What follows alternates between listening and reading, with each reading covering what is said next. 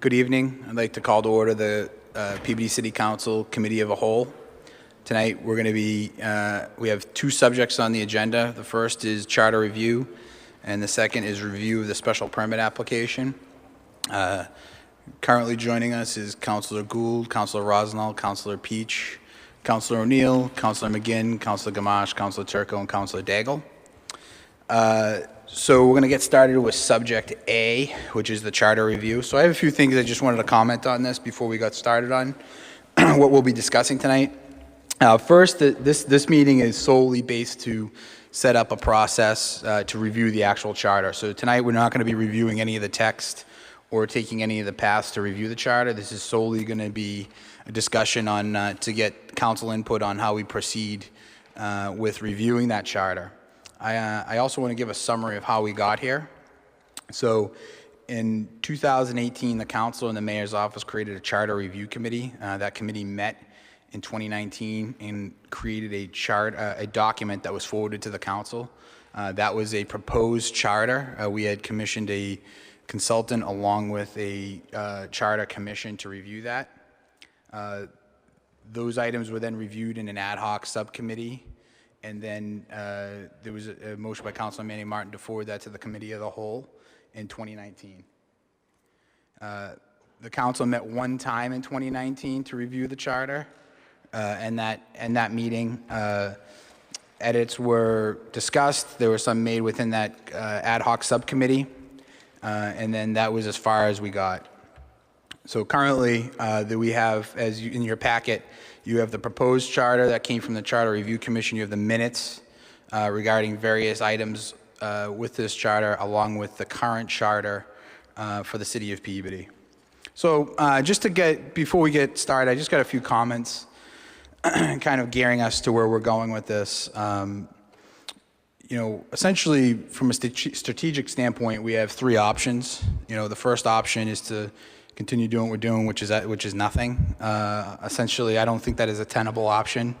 I think we need to take action on this particular subject. The second option, as if from previous meetings in 2018 and 2019, when you reviewed them, is to make selective edits within the charter to remove some of the antiquated language towards women and some of the organizational portions that are no longer even legal in the state of Massachusetts. So that would be the second option. And then there's the third option, which frankly is the one I'm leaning towards, I think is the best option, which is to review and work off the recommendation of the Charter Commission. So just how we would handle that, and how I would handle that as chair is I'd break up the recommended charter into sections, and we would have a meeting that would deal with that specific section. So for example, we would have a meeting that would deal with Article 1 and Article 2 of the charter specifically that night. So we'd set aside an hour. We would get through as much as we would get through. If it took us a half hour to get through both articles, that's the end of the meeting. We move on to we would schedule another meeting from there, and we would handle the next two articles of the charter. If we get through only one article in that hour, then the next meeting we would handle the second article and another agenda item from that charter that evening. We would be starting from the original document, so we would not incorporate any of the changes that were made in 2019. We have 4 new councilors.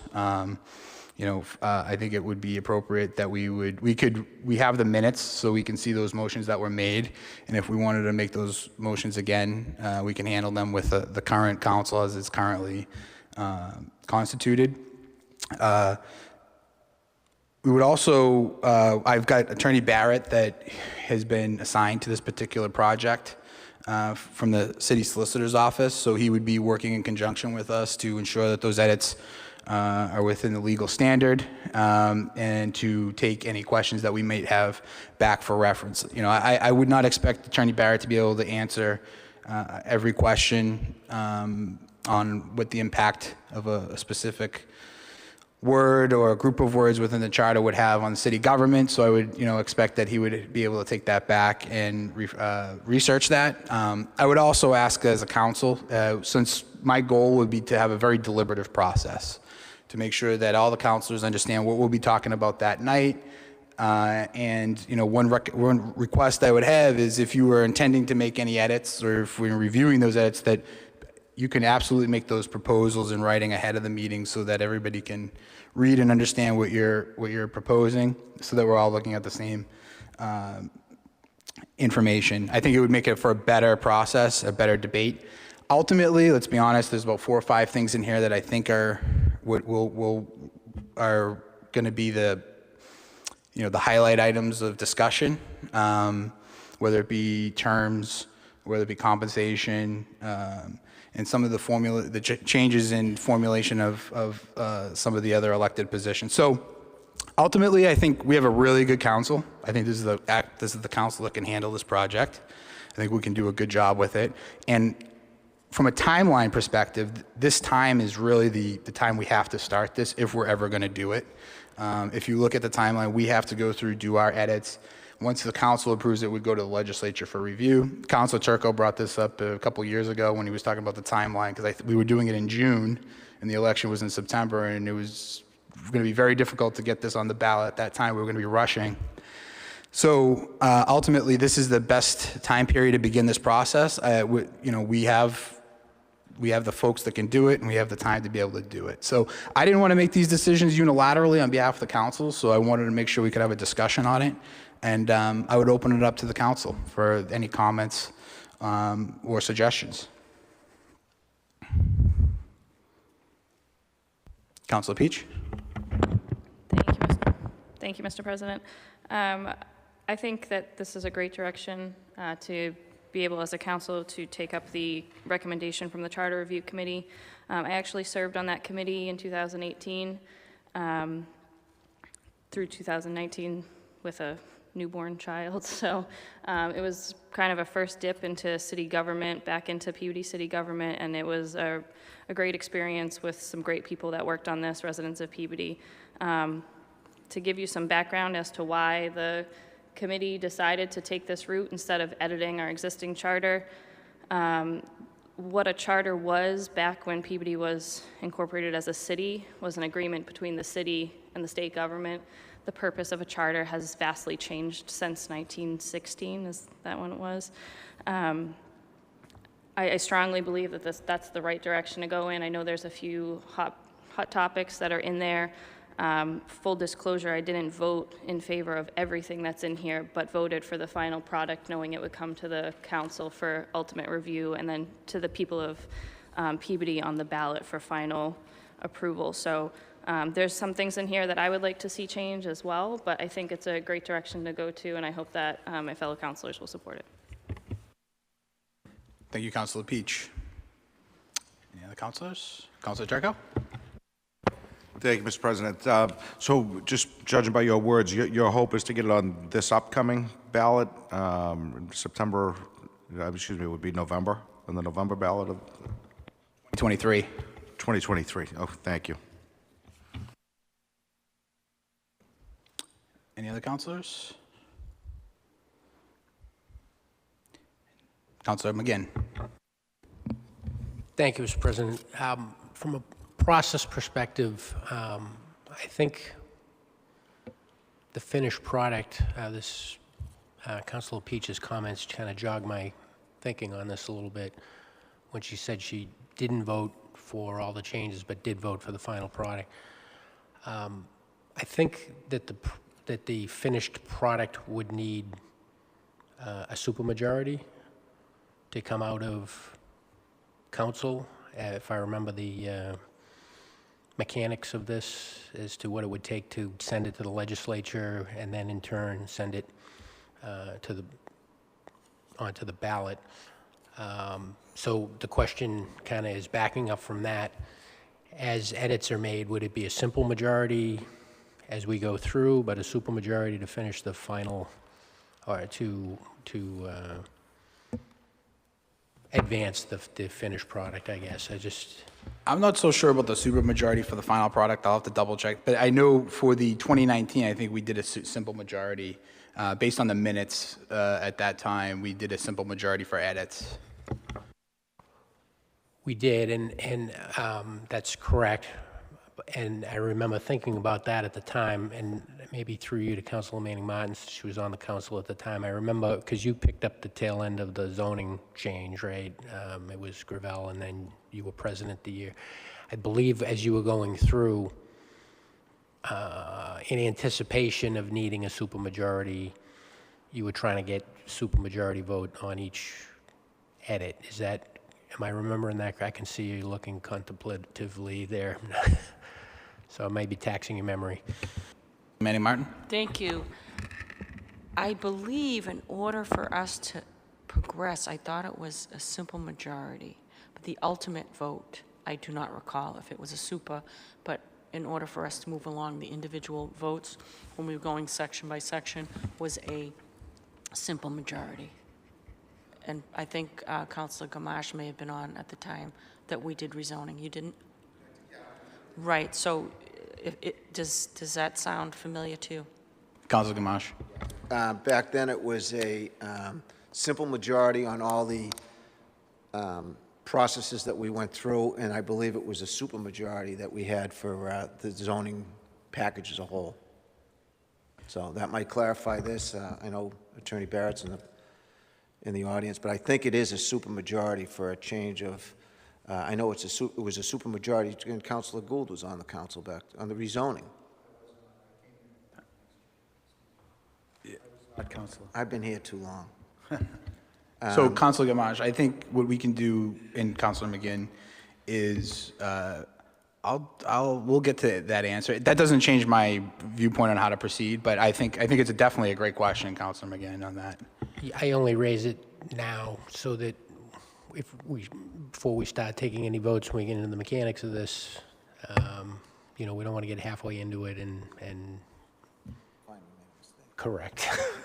Thank you. Yeah, I absolutely agree. It's one And the entire thing is moot if it does not take a supermajority to advance it out of the council. But as I think I recall from when City Solicitor at the time, Smazinski, was explaining this process to us back in 2018, my recollection is that it took a supermajority for the finished product. Thank you, Mr. President. Thank you, Councilor McGinn. We're doing a quick PDF search within the minutes for supermajority to see if Allison, so maybe we'll get an answer before the end of the meeting on that. Councilor Manning Martin? Councilor Peach? All right, so I know that this is done through a home rule petition, so I'm not sure. Do we normally require a supermajority vote for a home rule petition to send that to the legislature, or that would just be my thought process on that? Yeah, I mean, I'll get an answer for that before our next meeting. I'll make sure we send that out. That will be part of the council packet for when we have our next meeting. I'll make sure we answer that. So that's a great question. And within that, we can have some basic ground rules on how we'll proceed, which is going to be like every other meeting. But one thing I really would ask is if you do have edits ahead of time that you are proposing, as many of those we can get in writing as part of be submitted along with the packet. I think that would make sure, I think it will give us a much better deliberative process on this. I know I'll do that, so if I see anything that I'll include that ahead of time. Obviously, through debate and through, discussing with each other that maybe we can change some text just through our own discussions, but as much as we do that ahead of time, my goal is to have a very deliberative process. I want everybody to understand every meeting what we're discussing, the scope of what we're discussing, so that we're all prepared. And I think we'll get a better product, and we can, I'm not saying that everybody's going to support it, but I think we'll have a much better debate on it. Any other councilors, comments, questions? Councilor McGinn? Thank you, Mr. President. One of the concerns that I had when we started reviewing the output of the Charter Commission was that we didn't have any cross-reference back to the sections of the original charter. And at the time, when we were working with the Collins Center, that was kind of, they had done their thing. It was beyond their scope at the time. So I had made the motion. It became unnecessary because the process kind of didn't really go forward after that. But I'd like to revisit that just because, we can review what's in front of us, but we can't see what's not there, and I understand they're in totally different formats. So I'm not looking for like a red line because that wouldn't be doable given the difference, the different formats. But I would like to see some kind of a cross-reference between the output of the Charter Commission and the existing charter. And I'm not sure, you know, it seems like it would be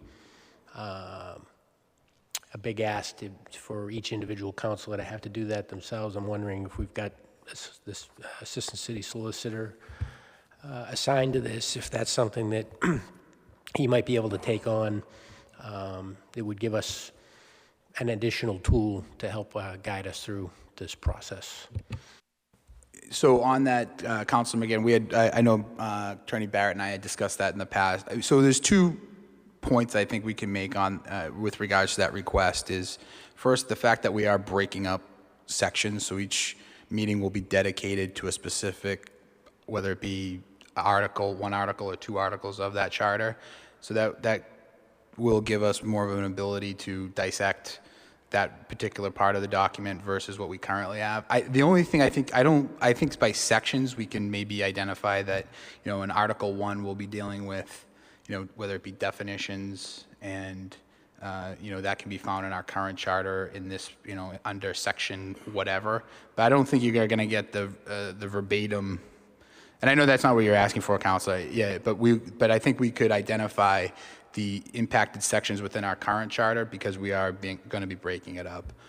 If we want to do that as part of, you know, the subject, I think it's possible, and I can work with Attorney Barrett on that. Councilman McGinn?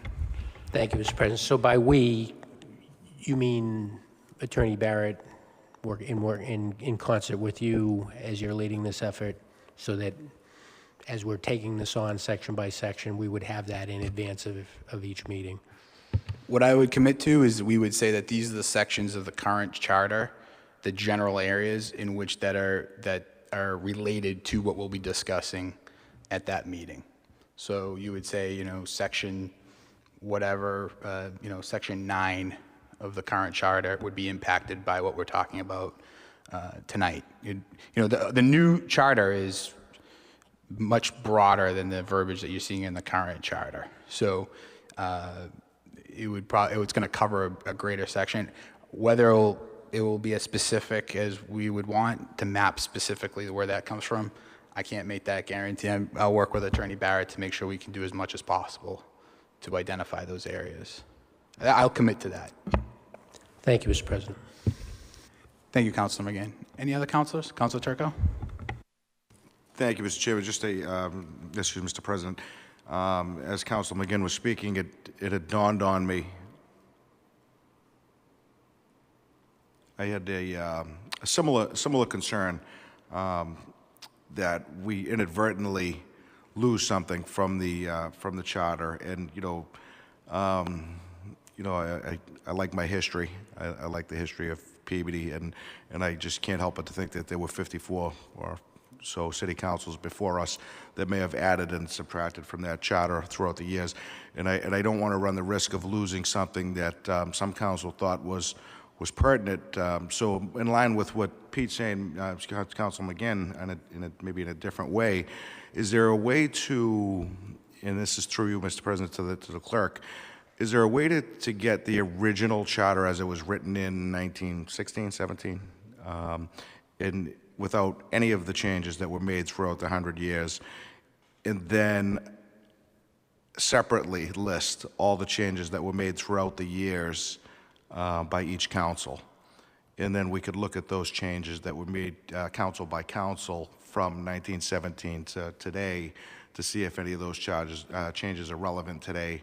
And I think it would serve a similar purpose to Council again, not exactly, but I think in conjunction with what you intend to do, it may work well for us to look at those and say, we do or we don't need to keep those from years past.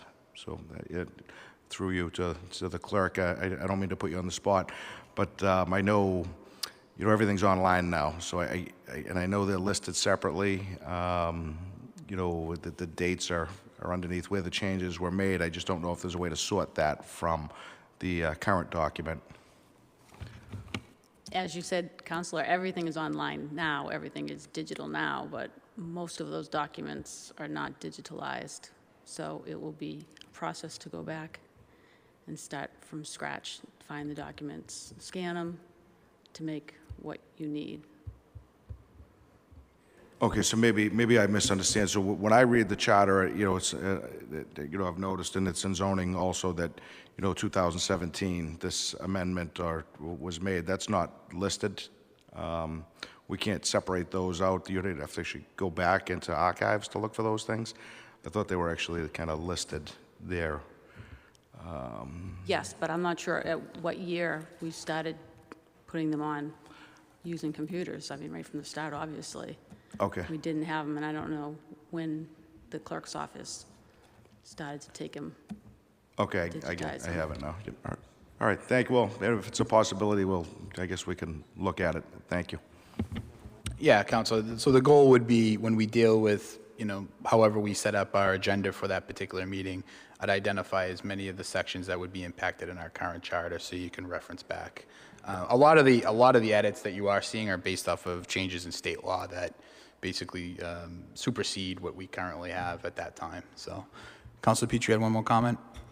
Thank you, Mr. President. Just on that, with missing anything that's in the old charter, that we don't want to miss out. And I understand the history of the city, and the design of this new charter is what a charter should be, a modern 2022, well, 2019 when it was written charter.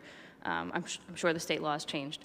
But what's in our current charter, there's a lot of things in our current charter that should not be in a city's charter. They should be, codes or ordinances that are done separately. And part of the charter review process is once the charter is adopted by the city, we would then have a certain amount of time, typically 18 months, to then go through and review all of our codes and ordinances to make sure that they line up with our current charter, because we will inevitably cancel some of those things out. So it's a long process, but as far as being afraid to miss something that's in our current charter and not get it in this current charter, from the Collins Center experts who advised the committee on this is what a charter should be. The charter is a living, breathing document that should be good for the next 30 years.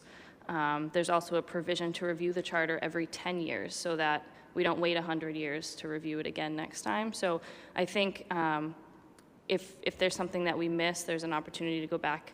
If there's something that we find in operating as a city that we want to put back in there. But just as an overall comment, the charter is intended to be very broad so that we can be much more specific with our ordinances and not have to go through home rule petition to change our charter when we want to change any processes that we have within the city. Thank you, Councilor. Any other councilors? So just on scheduling, my thought on this is to do a Tuesday night to start off. The only reason I say that is I want to make sure we have enough time and, see how this goes, what kind of, what kind of momentum we can build on that. Is that a problem? Did any councils have any scheduling issues with Tuesday nights? I'm anticipating between 5 and 6 meeting. Councilor Gould, you have a scheduling issue, right? You have a, okay. So I'll see what we can do on that. And then the goal is to, between 5 and 6 meetings, I think we could handle this. If we have to do more, we have to do more. That's why we're starting in March, so that we can anticipate being on the 2023 ballot. I think we have the capability to do that. So the only request I would have is entertain a motion to move. I would just like to make sure that is the will of the councils to move forward with the recommended charter from the recommended document from the Charter Commission, and that's how we will begin our edits. I just want to make sure that's the will of this particular committee. Yeah, Mr. President, I'd like to make Councilor a motion to keep this in committee of the whole and work off the document provided by the Charter Commission. All right. You heard the motion from Councilor Peach. Any discussion on the motion? Seeing none. All in favor? Any opposed? It's a vote. All right. So that handles. So I will send out a schedule. I'll schedule the first committee of the whole meeting, and I will send that out. And then we will identify the 2 articles and include in that what sections of the current charter would be impacted by that so that we can begin the process. My goal is to have that out to the council at least 3 weeks before the meeting. And then if we find after that first meeting, if we need to get the information out earlier than that, I will make every effort to do that as well, because I want to make sure everybody comes prepared, ready to rock on that. Okay, so that's the first item. The second item, any more comments on that? We're good? Okay. Second item, item B, is something that I've been wanting to work on since I've actually after the first year on the council, which is to update, review and update the special permit application. So to start, I think the current application that we have, I just don't think is sufficient to the city. I think it's a handwritten document. If you notice, each applicant usually only fills in about 30% of the application because only 30% is usually applicable to what they're doing. So that's not really a very good application. The second portion of that is, and actually we have in our packet, would somebody be willing to make a Move to receive item 8E from the regular meeting agenda package. You heard the motion from Councilor McGinn. All in favor? Any opposed? It's a vote. Thank you, Councilor. So essentially, I found earlier this year, I got word about a year and a half ago, the building department was going into an electronic licensing system. I found that licensing system when I spoke with the building commissioner, and I got the opportunity to review it and actually work in it a little bit. I found that I was quite impressed with what he did. And ultimately, my day job this is what I do, is I've developed a state electronic licensing system, and there's a lot of benefits to a city or town on doing this. It starts not just off the fact that you will make it easier for applications and amendments to special permits to be submitted by the public or businesses, but the workflow process that goes with that is much better. It's clearer, it's better for public records requests, it's better for review process, the workflow is identifiable. Unlike special permit applications we get now, we get department head responses, you're basically trying to find who didn't respond. So you see who did respond, you just don't know who didn't offhand, and that's not a great application process. So what I did is I put together this framework for revision. This is very similar to the framework I've done in my professional life and also with other cities and towns to develop licensing processes for every city and town the state currently is operating in, that you would have these basic required tasks. You see that this is here. The best group that I think can handle that, I would request that the department heads get together on this, and that's part of this proposal. They would be able to work off. I've spoken with Mike Ingris and Dan Doucette. The current licensing system that the building department is using, we can probably piggyback off of. They're anticipating being able to piggyback off of that to build one out for the special permit process. I think it would be a great update. I know other cities and towns in the area currently have this electronic process in place. This is not to say that somebody that wants to file a special permit has to do it electronically. I think we should still have the ability for folks to be able to submit it, but that the review process and workflow would still continue that electronic process. And then it also, as you can see, if a counselor wants their packet still brought to them physically every week, they can still have that. That's a possibility, as that would be one of the requirements for any upgrade. So I just wanted, before we move forward with that, I wanted to get any input from my fellow counselors and any thoughts on that. So I'd open it up to the council. Any questions? Councilor O'Neill and then Councilor Turco. Thank you, Council President. I just say overall, I like the framework, and especially it's the whole topic. While it's just an application, it's so much more than that. Like you talked about, it's very important for not only the applicant to get the information in an easy, usable format for everyone, including themselves, and their attorneys, anyone on their parties, but also the department heads as well as the councils to review it. So it's not something that I thought of until you put this framework forth, so I appreciate you. It's probably not called a sexy task, but it's important, and it'll bring us into where it should be these days. So thank you.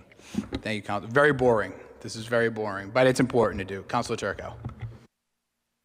So basically, I was going to reiterate what Councilor O'Neill said. I think it's a great idea. I think it's long overdue that we do it. I'm glad that Al Tallarico did it in the building department. And anytime you call Al, I think all of us have called Al about issues, and he could pull up those permits in a minute and tell you, everything that's been involved in that specific property. So I do like it, and I look forward to this change. Thanks. Thank you, Councilor. Any other councilors? Councilor Welton? Thank you, Mr. President. I know this came up about budget time last year when we talked about the business liaison for the city of Peabody, and maybe that position having a piece of this to ensure that any special permit applications from businesses had all the required paperwork and things like that. I don't know where we are with that as of this date. I don't know if we've made any progress with identifying that position, but as you build out this platform, I think it's going to be important to also ensure that there's a prompt for if this type of application requires this box check, this box check, this box check, because I think it might be a little bit more complicated than we're piecing together, but I think it's absolutely necessary and the right move forward. I'm not sure who else we would want to engage to ensure that we have the right platform built out as well. So we do is, and this is with the build, this is a big part of when you configure these types of licensing systems, is you get with you develop with our required fields. So if somebody comes in, they say, I'm submitting a special permit for, whatever. Those department heads that are reviewing this will understand what those required fields are for what they're going to look for information, along with what's required in our current application. So one thing I was specific on, I'm not asking them to change any of the content of the questions. It's just to make sure that those questions are answered by the appropriate applicant. So what you don't want to have happen is those Al Tallarico, when he did the building inspector's version of this, did a great job on those required fields, because one of the big issues that they were saying is they're getting applications with blank, fields for that would be ultimately important information, so that they'd have to always reach out and ask for it. So you can add those required fields.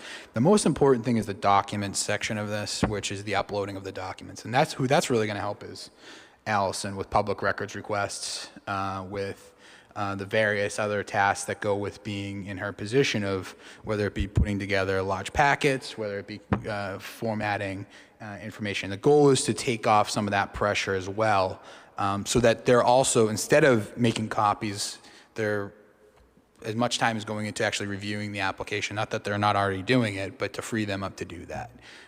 There's going to be ancillary benefits to doing this that aren't obvious to the council, but will benefit the people that we rely on. So, and I've had a number of department heads reach out about other applications within the city that they might begin this process on as well. So hopefully we can kickstart something that will be helpful.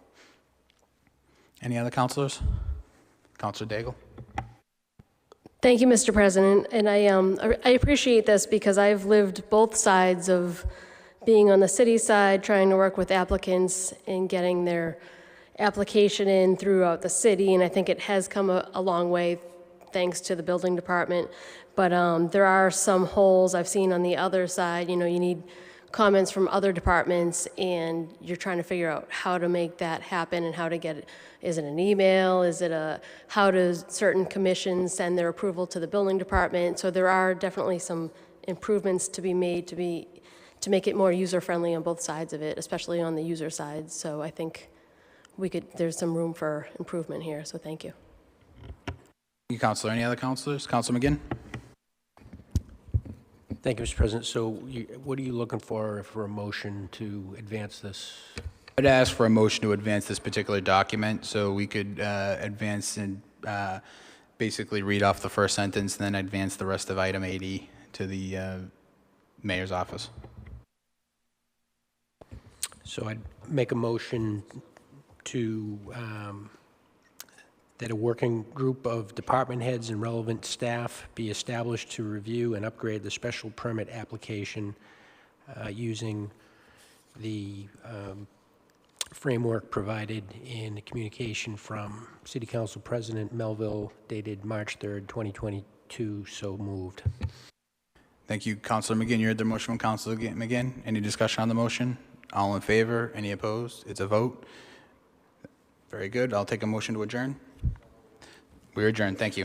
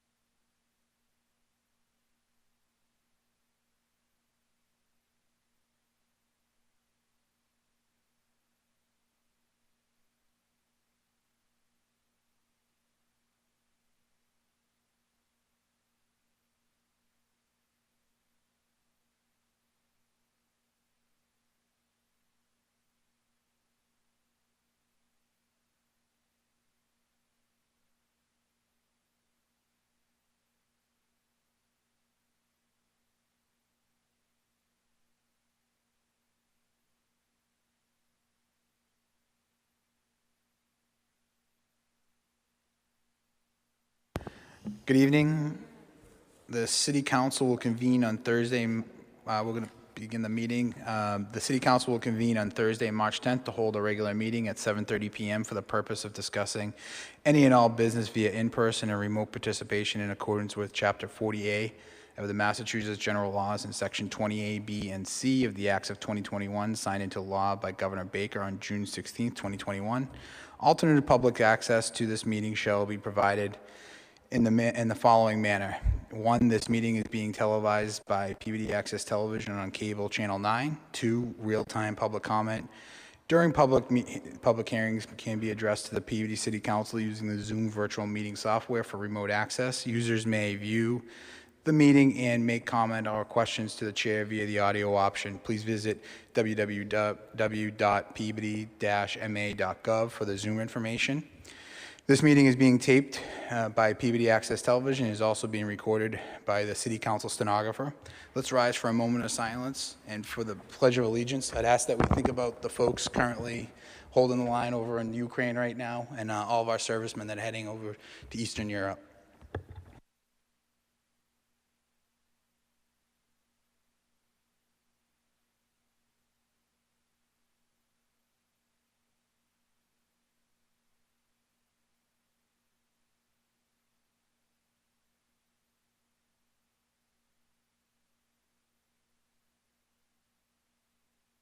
Heard the motion from Councilor Gould for approval of the record. All in favor? Any opposed? It's a vote. Moving on to item 4, hearings. Hearing A, special permit for Shane Acosta, 474 Lowell Street. Clerk will read the public notice. Notice is hereby given that the City Council of the City of Peabody, acting as the special permit granting authority, will conduct a public hearing on Thursday evening, March 10th, 2022, at 7:30 p.m. in the Frank L. Wigan Auditorium, 24 Lowell Street, Peabody, Mass., and remotely via Zoom on the application from Shane Acosta, 16 Turner Street, Salem, Mass., for a special permit requesting to operate a tattoo studio at 474 Lowell Street, Unit 6, Peabody, Mass., as filed in accordance with Sections 4.2.5, 6.1, and 15.7 of the Peabody zoning ordinance. For remote participation using the Zoom platform, please visit www.peabody-ma.gov under City Calendar on the homepage, or contact the City Clerk's office. Peabody City Council, Councilor Ryan Melville, City Council President. Thank you. Would the applicant, if you want to just push the button and just give us a brief summary of what you're trying to do. My name is Shana Costa, and I'm a resident at 16 Turner Street in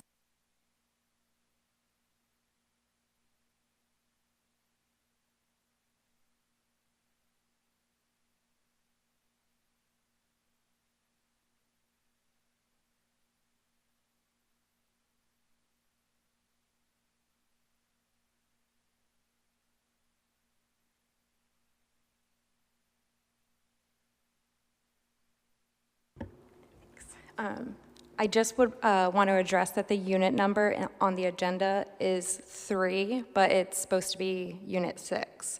That was just on the agenda, not on anything that got sent out. Great. I am requesting approval of a special permit to open a body art establishment and a practitioner's permit in Peabody, Mass. I have signed a lease for 474 Lowell Street, Unit 6, and it's zoned where a tattoo studio would need this approval. My goal is to open an appointment-only tattoo studio with 2 stations. One would be for me, and the other I'll be leaving open for the time being, which would allow traveling guest artists to visit on occasion or a permanent employee when the right fit is found. I intend for this to be a high-end facility with no walk-in foot traffic. However, people are welcome to come in and ask questions and look at my display of art and historic pieces I've collected throughout the years. On average, I work with 1 client a day, occasionally 2. My hours of operation take note of the other businesses in the lot, and I'm asking for the same consideration. Even though I do not intend to be open until 11 p.m., some pieces do take longer than expected, and it would leave me a larger window to honor the special permit guidelines and finish that piece. I understand that the BN2 zoning is for the improvement of the neighborhood. I've been tattooing full-time for 6 years and specialize in black and gray photorealism. My clients travel to me from all over the country, neighboring states, and throughout Massachusetts. I have flown all over the country doing multiple advanced education classes, tattooing seminars, tattoo artwork workshops, in addition to my bachelor's degree in fine art received from Massachusetts College of Art and Design in 2012. These skills and knowledge is something that I want to be able to share with the community and my clients.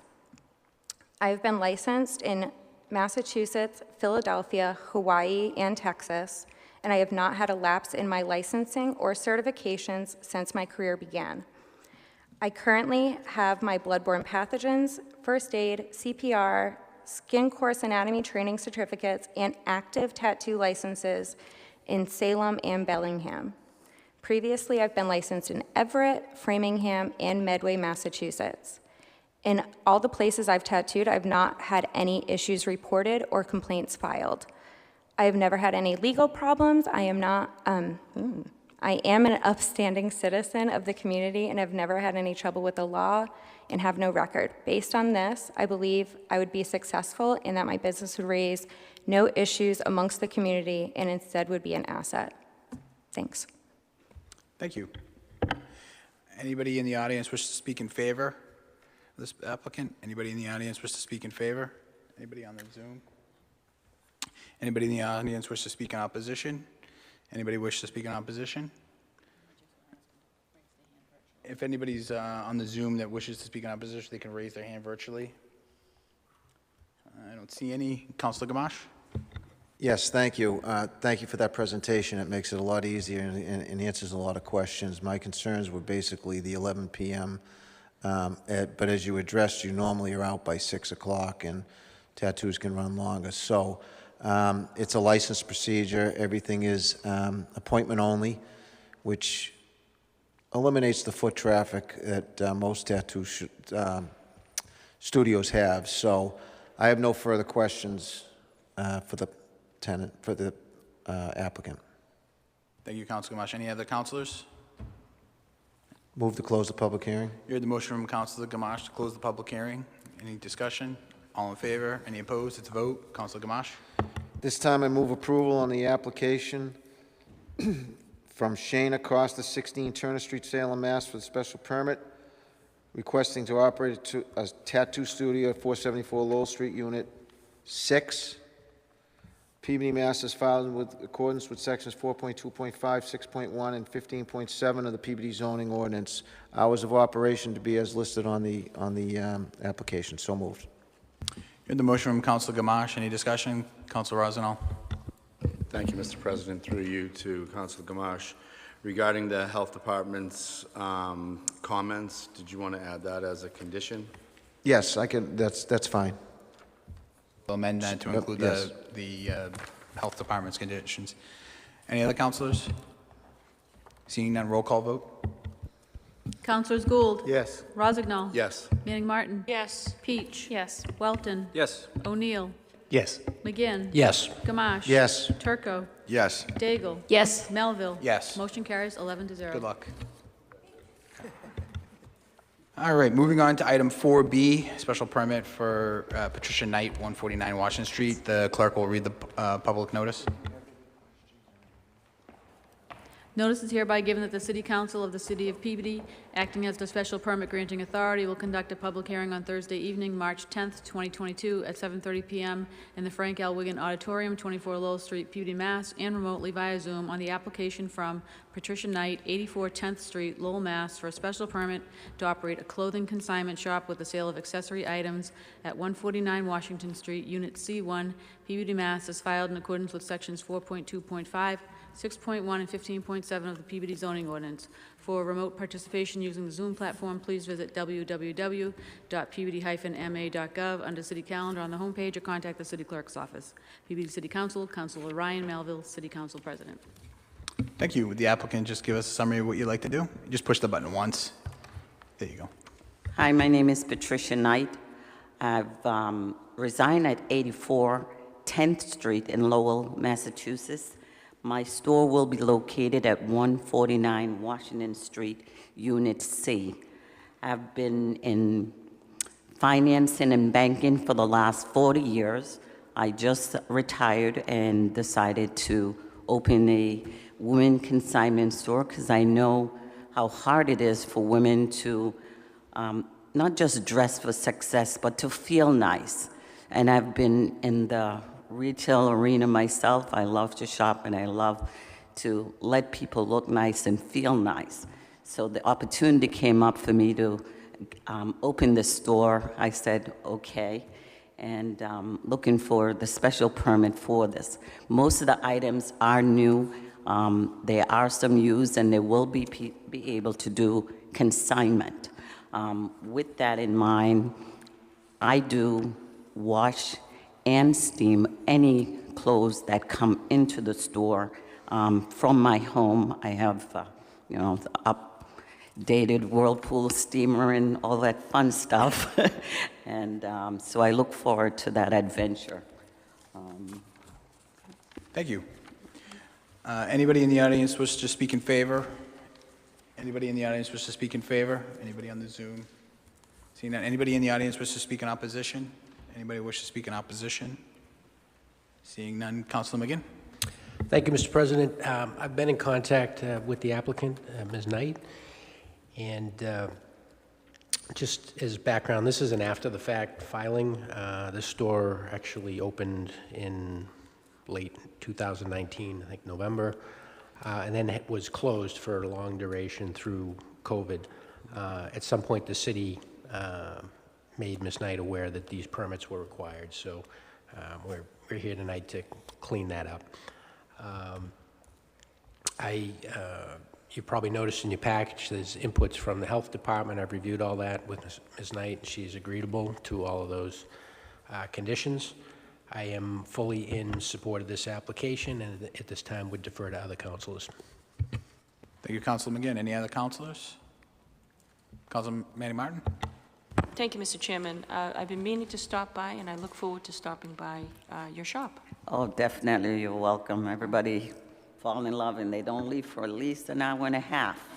All right, well, I'm looking forward to it. Good luck. All right, thank you. Any other councilors?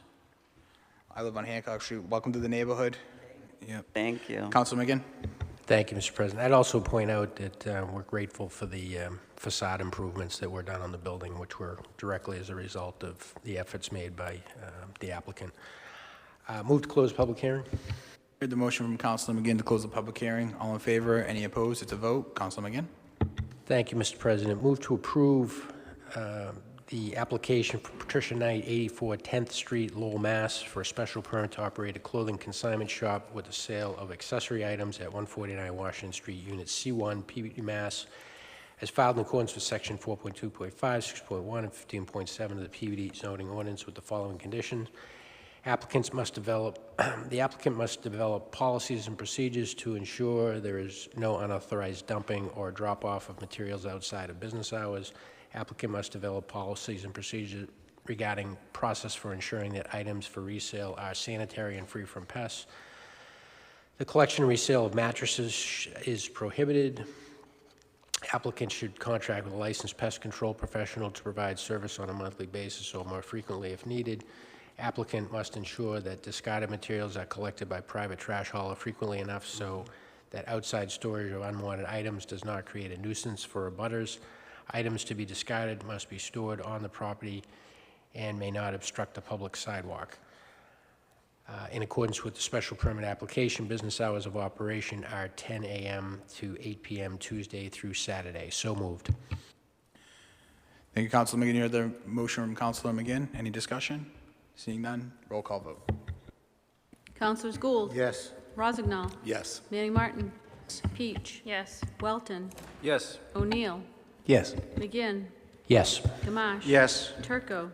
Yes. Daigle. Yes. Melville. Yes. Motion carries 11-0. Okay, we're going to move on to item 4C. So stay right where you are. It's the next. Oh, the jump. Yeah. I'm assuming it's the same summary that you had just provided. Yes. And I'm sorry. Excuse me. The clerk has to read the public notice.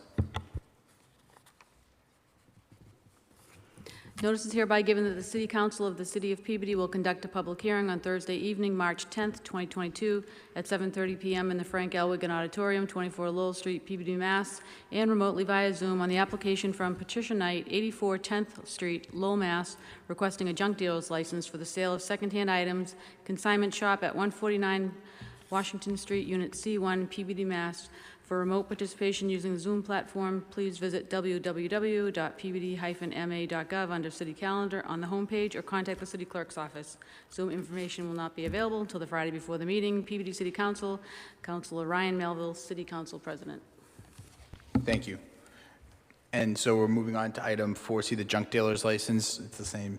The junk dealer's license is asking approval for used items, which will be the consignment part of the store for secondhand gowns, dresses, shoes, and accessory. Same thing, we'll be sanitizing all the items as they come in. Disposal, I usually, if I don't like it, it's not up to my quality, I do donate them to the Goodwill or neighboring stores. I think there's Savers. I've mostly been doing Goodwill. So that's basically it. Thank you. Anybody in the audience wish to speak in favor of this applicant? Anybody wish to speak in favor? Anybody in the audience wish to speak in opposition? Wish to speak in opposition? Seeing none, Councilor McGinn. Thank you, Mr. President. As you mentioned, this application is required along with the special permit granted at the last hearing. I'm fully supportive and would defer to other councilors at this time. Thank you, Councilor McGinn. Any other councilors?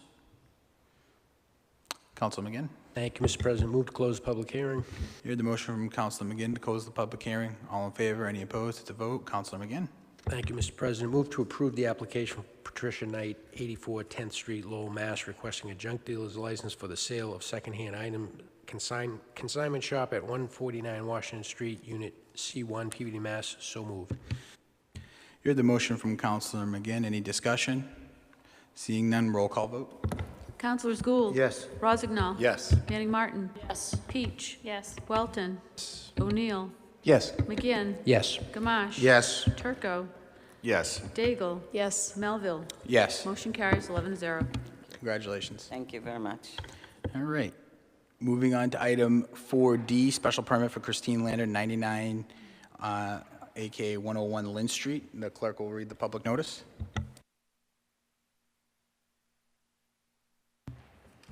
Notice is hereby given that the City Council of the City of Peabody, acting as the special permit granting authority, will conduct a public hearing on Thursday evening, March 10th, 2022, at 7:30 PM in the Frank L. Wigan Auditorium, 24 Lowell Street, Peabody, Mass., and remotely via Zoom on the application from Christine Lander, 76 Glendale Avenue, Peabody, Mass., for a special permit requesting to amend Special Permit 17-2021, not to expand into the adjacent space and for uses allowed under a cosmetology license with all the same conditions at 99, also known as 101 Lynn Street, Peabody, Mass., as filed in accordance with sections 4.2.5, 6.1, and 15.7 of the Peabody zoning ordinance. For remote participation using the Zoom platform, please visit www.peabody-ma.gov under City Calendar on the homepage or contact the City Clerk's office.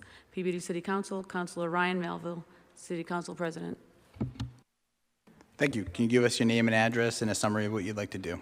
You just push the button once. There you go. My name is Christine Lander. I live at 76 Glenway Ave, and I would like to stay where I am, just not open into the space and expand next door. And I would just like to be open preferably 7 days a week, like the same hours, 8 to 9. Thank you. Anybody in the audience wish to speak in favor of the applicant? Anybody in the audience wish to speak in favor? Anybody in the audience wish to speak in opposition? Anybody in the audience want to speak in opposition? Anybody on Zoom wish to speak in opposition? I should ask, anybody in the Zoom want to speak in favor as well? Seeing none. Councilor Welton. Thank you, Mr. President. First off, I'd like to move to receive a number of late communications. So move to receive, you want me to do all of them? Okay. Move to receive late communication 1, late communication 2, late communication 3, late communication 4, late communication 5, late communication 6, and late communication 10. So moved. Councilor Manning Martin. Thank you, Mr. Chairman. Generally, I object to receiving a few late communications. We have 10 this evening. However, they're all for this special permit hearing, and I spoke with Councilor Welton, who's surprisingly had time today to review all of these in order to prepare for the special hearing, which is in his ward, and he's also spoken to neighbors and many of the writers of these documents. But I'm not going to object to receiving them, but in the future, we have to get this information. I would never have an opportunity to read all of these before tonight's meeting. I don't know if any of my colleagues have, but I'm going to defer to Councilor Welton because he has a good handle on this. So in the future, I will be objecting to late communication. So I'd like department heads to remember and recognize to meet our deadline so that we can be informed and prepared for meetings. Thank you.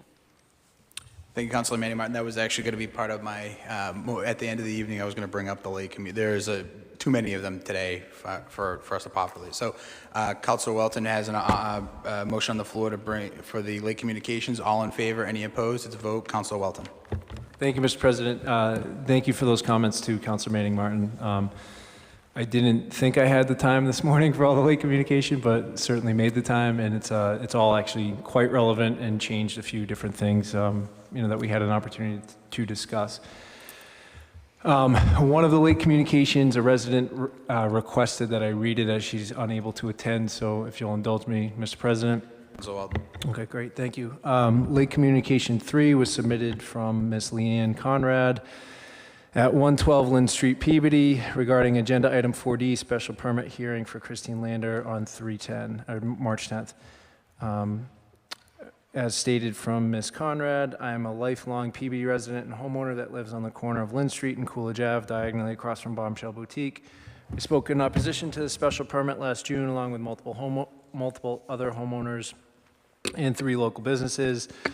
That night, the council approved the special permit requested by the owner of Bombshell Boutique to expand her business into the adjacent unit, increase the number of active chairs in her existing salon from 4 to 6, and increase her days of operation from 5 to 6.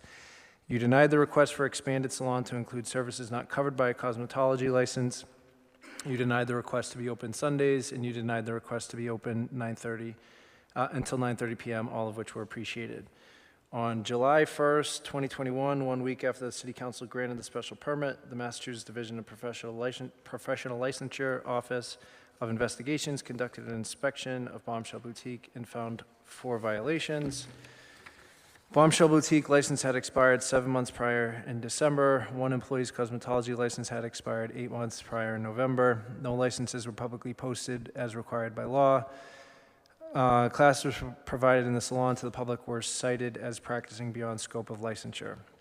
In a letter I received February 4th, 2022 from Richard Lawless of the Board of Cosmetology, he stated, "This case is proceeding with our Office of Prosecutions, which is in a separate department from the board. The board did make the decision to initiate legal proceedings, but the adjudicatory process can take time and respondents must be allowed due process.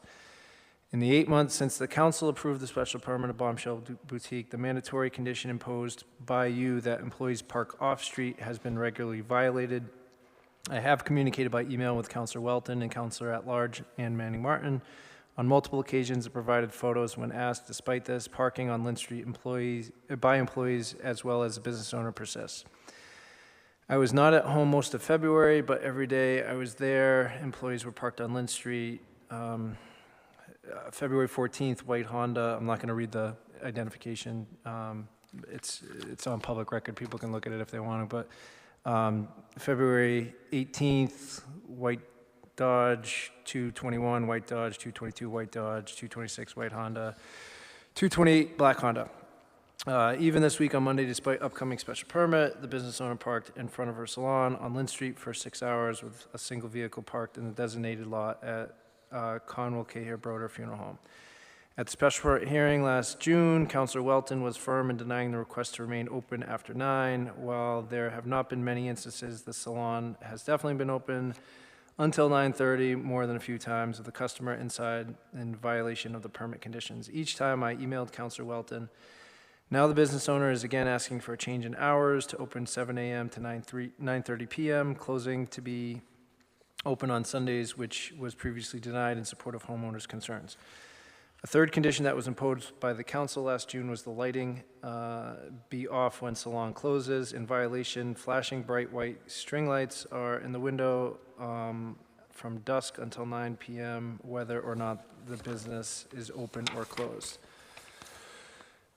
After 9 p.m., interior neon-colored vertical bar lights are on all night. I've asked both Councilor Welton and the building inspector to address this, but all lights are never off. Lastly, Councilor Welton specifically stated in the hearing last June that massages would not be permitted. He further stated later in conditions that all services provided must be covered by a cosmetology license. Massage therapy in Massachusetts is regulated by salons. Is regulated, and salons must be additionally licensed as massage therapy establishments. The business owner provided a list of current services in conjunction with a special permit application, and massage is listed as a service. Although the person providing the massage may be properly licensed, the salon is not. Yesterday, March 8th, was International Women's Day. I would like nothing more to be supportive of this young woman in her business, but she has repeatedly demonstrated that she believes the rules do not apply. It is very, very hard to understand as a homeowner why the council has never requested a show cause hearing as promised in these conditions of the permit granted last June to discuss these violations. Minimally, I'm hopeful the council will grant only a temporary permit to be revisited at a later date when the adjudicatory process by the State Office of Prosecutions has been completed.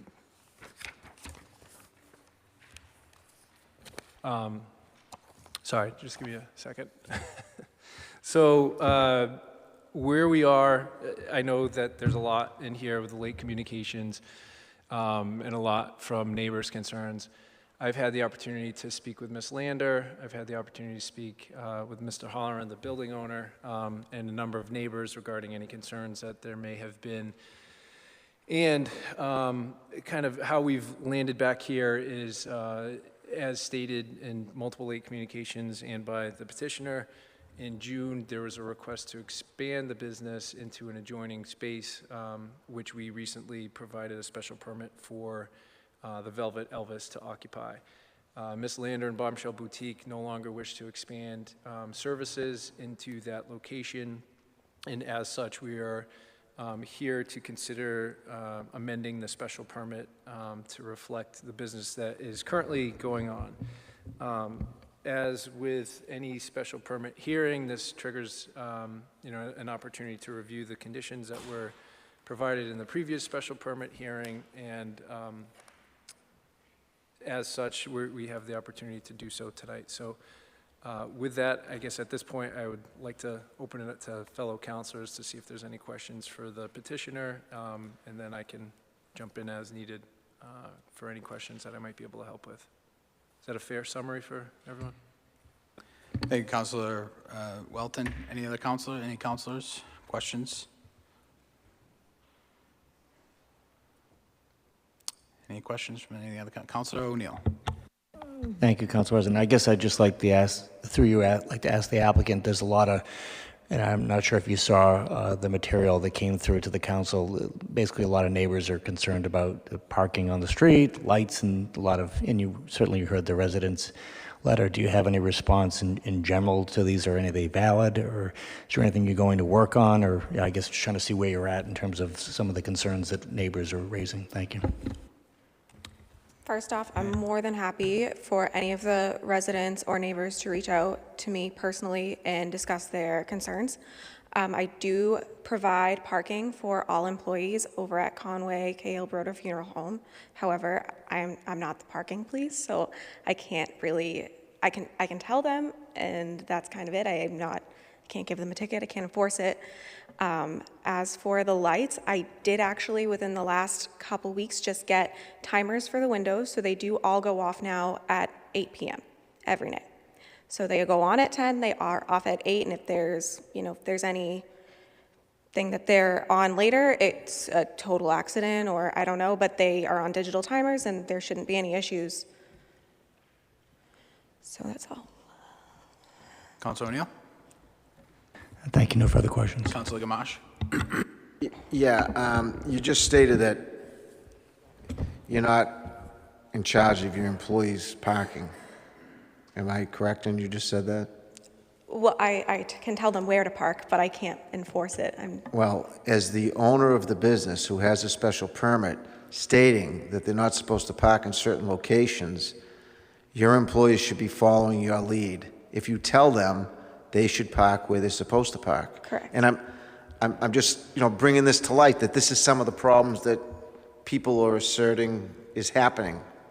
I'm not in South Peabody, so I don't know, but I'm just saying, each one of your employees should be parking where you tell them to park, to eliminate all aspects of them parking where they're not supposed to park. And I'm just bringing that to light because you are the special permit holder. They are your employees. They should park where they should be told to park. And you shouldn't have to enforce it. You should tell them once. But I just want to bring that, this is one of the reasons why the neighbors are upset, or the neighbor is upset. So I just want to bring that to light, that they should be following your order. Thank you. Councilor Turco? Thank you, Mr. Chairman. I just wanted to express my support for Ms. Lander. I believe everybody here knows that Council Manning, Council Walton, myself, we all live equidistant to the location. We probably all drive by it, a dozen times a week at a minimum. And I have not seen any issues with it. I wouldn't know how long the Dodge Durango was parked there or not. I think it's, it's unfortunate that there's, this seems to be down to one resident. I think that Council Walton has spoken to all the other residents who have all said you've done a tremendous job with eliminating some of the side street parking that concern them. Even though we can't enforce that either. They, your customers can park on the side street, but you've done a nice job to address it. I know after the last hearing, you put a sign up that said, "Please don't park on Coolidge Ave." That was done literally 12 hours later. So you've done a great job addressing the issues. Even as far as your employee parking, just those are time spaces out front. There's a list of vehicles here that park there. I don't know how long they were there and who keeps track of that type of information. But that is a police issue, not a city council issue. I believe that, there's late communication 10 was a records request from the police department for, and I don't see anything in there with that regard unless I missed it. But again, I just wanted to support your operation and wish you the best of luck. I think this will be the last time you have to come before us, I hope. Thank you. It was nice to see you again. Thank you. Councilor Gould? Thank you, Mr. President. Through you to Councilor Welton. Councilor Welton, if I may, please. So we have a few different issues. We have Ms. Lander looking to amend her special permit to not perform specific services, correct? So partially correct. And if you could indulge me for a second, the request is to not expand into the adjacent space and have uses allowed under current cosmetology license. So as this would read, she would be allowed the 2 chairs that were expanded into the hair salon side, which is operating currently, which we agreed to in June through that special permit. And she would still be allowed to perform services under a current cosmetology license, which I'll address based on communication with Public Health Director Sharon Cameron. So it's not that she wouldn't be able to provide additional services. She would not be able to provide them in the additional space that she had initially requested. And we're also looking, Ms. Lander is also looking to amend her hours? So, and again, there was so much back and forth with a number of late communications, but there, as I've read it, and it's been pointed out to me from a number of other city councilors, there's a discrepancy between the application and the narrative. So my suggestion would be to go with what's in the application at this point. and if we want to revisit additional hours, because it's outlined in the application to keep all the same conditions. One of the conditions is the current hours. So I would say if we want to have Ms. Lander have the opportunity to come back to look at additional hours or a Sunday, I would suggest that we do that in the future after we clean up what's occurring with this current application. And also, there's a pending investigation, Counselor? So late communication 5 from Ms. Cameron, Public Director of Health, has come today, March 10th at 9:05 this morning. She was able to certify with the Board of Registration of Cosmetology and Barbering regarding those violations that were in question. And according to the communication submitted from Sharon Cameron, she spoke with the staff of the Board of Registration and Cosmetology, who informed her that the board's investigation was at the shop on 7/21/21 and was satisfied, meaning that no violations were identified at the time. And further inspection by the board on 7/1/21, where 3 violations were identified. See attached documentation. Those have all been, based on this communication, those have all been addressed, and there's no issues based from the Board of Registration and Cosmetology. So as such, initially, in the late communication letter from Ms. Leanne Conrad, she had suggested, because the adjudicatory process is still in process, she would like to see the council put a 6-month time limit on the special permit application, which I would have been fine with doing, but based on late communication 5 from Sharon Cameron, I believe that's been addressed. Okay, I'm confused, but that's, Sorry, through you, Mr. President, to Councilor Gould. Essentially, there's 4 violations that were brought to light from someone, and Sharon Cameron was able to check with the board, and the board said that those violations have been, there's no issue there, that they've been able to confirm that there's no issue. Councilor Manning Martin just pointed out in late 6, the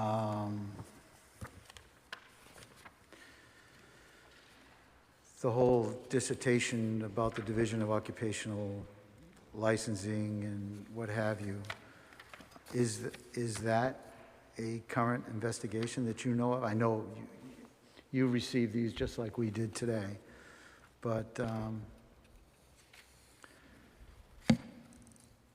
I don't know. I'm confused as to where we go as a group. Do we break it out and go item by item on conditions, or what do you suggest we do? Just to interject, just so we're all, Councilor Welton, would you identify what conditions you're probably looking to add so that the council's aware of them, or what the current conditions are that we'll be operating off of, so that the late communications will then correspond if there's there's more information on that. Thank you, Just Mr. because, you're going to get this feedback and you're just going to repeat yourself. So. Yep. No, I appreciate that. Thank you, Mr. President. I appreciate that, Mr. President, and I appreciate the question too, and I know there's a lot of information here, so thank you all for bearing with me as we kind of go through all of this. So just as a reminder for the special permit conditions, this past June, as they were approved, the conditions included the following. The hours of operation shall be Monday through Saturday from 8 a.m. to 9 p.m. with no Sunday hours. There will be mandatory prearranged off-site parking for all employees. All services provided by the applicant's business must be covered by an active cosmetology license, and a full and specific list of all services with proof of proper licensing shall be provided to the Director of Health upon issuance of the special permit. All trash must be stored in a closed receptacle located on the side of the building. No trash receptacles will be permitted by the store in front of the business or the public walkway at any time. Private trash pickup must retrieve barrels from the side of the building. All business lighting must be extinguished upon conclusion of operating hours each day. All special permit conditions must be adhered to, or the applicant will be brought back before the city council for a show cause hearing, which could result in the revocation of the special permit.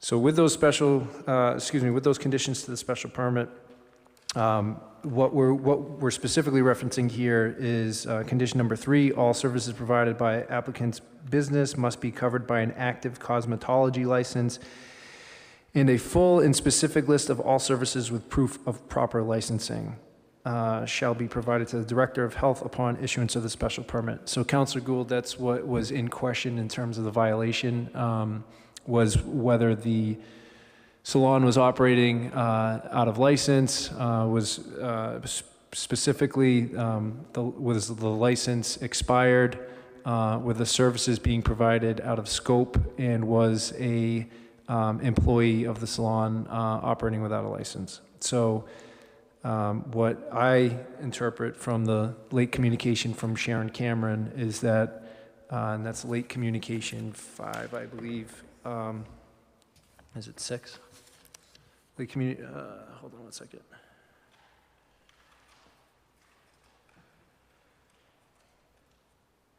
So late communication 5.2, Bombshell Boutique is licensed as a cosmetology shop type 1 by the Massachusetts Board of Registration of Cosmetology and Barbering under the Division of Occupational Hygiene. Available records show the license was effective 2/14/20 and valid through 12/31/2022. The licensing portal does not indicate any current or prior discipline associated with this licensee. See attached screenshot obtained from licensing portal 3/9/22. So as I interpret that, the issues that were raised that would be under adjudicatory process have been addressed through Sharon Cameron. Thank you, excuse me, Mr. President. Thank you, Councilor Welton. Thank you. Welcome. Martin? Thank you, Mr. Chairman. To Councilor Gould's point, you did reference late communication 5, but in late communication 6, also from Sharon Cameron, sent, I think, a few hours after 5,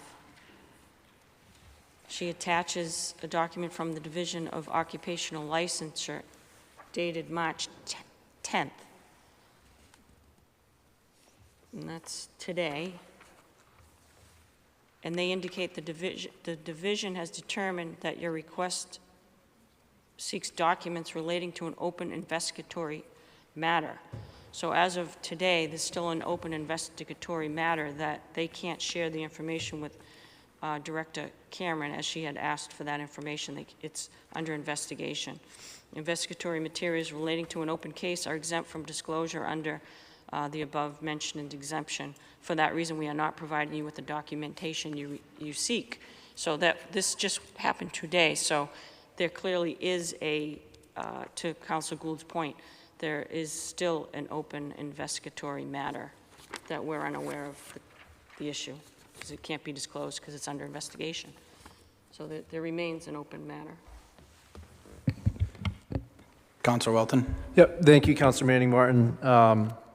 Again, thank you all for your indulgence as I go through this. There's a lot of late communication back and forth. So I see late communication 6 in reference to, I believe, point 4 on 3/9/2022. Sharon Cameron made an inquiry to the Director of Board of Registration, Cosmetology, and Barbering regarding the nature and status of any pending investigations against the licensee. So the prior point in late 5, I believe, cleared up the operating with a license issue, but the pending violation status, I believe you are correct. This came at 12:15 this afternoon. The previous came at 9:05. So what I believe you're reading this as, Councilor Manning Martin, and I agree in reading this as we're going through this, is that there's an open investigation for another violation. So being that case, I think, what I had talked about on the onset of this was that I would have been prepared to provide a special amendment for a 6-month time period while the adjudication process was completed, I would be comfortable making that recommendation. Again, just to ensure that all of the correct licensures and potential violations are cleared up. I would still be comfortable moving forward with a special permit this evening, but I would do so with a 6-month provision with the request that we receive the adjudicatory decision and have the opportunity for the petitioner to come back at that time. Just as a point of information on what you're looking for, Councilor Welton, is this, so you would have a 6-month provision to have another hearing, or would it be if this is settled, would we make a decision as a council to set a hearing? How would you like to word that? I guess my suggestion is that it would be the discretion of the council on based off of what we get for material, whether we even need another hearing after that. If it's a moot point at that point, if these violations are found not to have occurred, you're not going to need another hearing.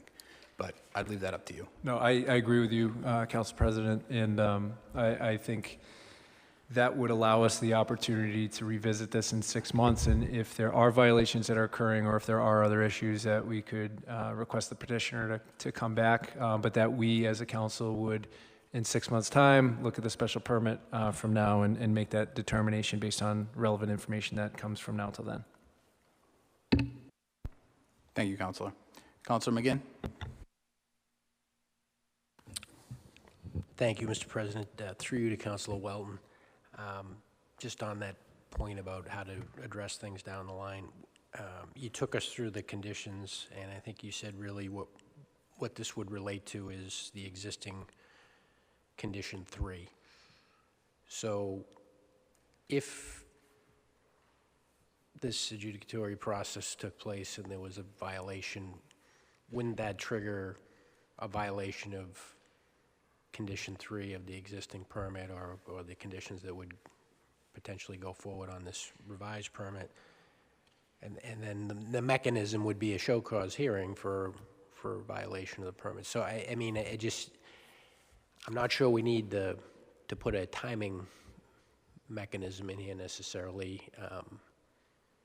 If at any point in time there's a violation of the permit conditions, that could cause you to request a show cause hearing, and so I guess I'm just thinking about this administratively. That might be potentially the simplest approach. Thank you, Mr. Thank you, Councilor Peach, then Councilor Turco. Thank you, Mr. President. On the point of seeing what happens with this investigation, I do agree with Councilor McGinn that there's a condition of this permit that the salon needs to be licensed in order to operate. I think if there's any violation, we have no idea what the alleged violation is.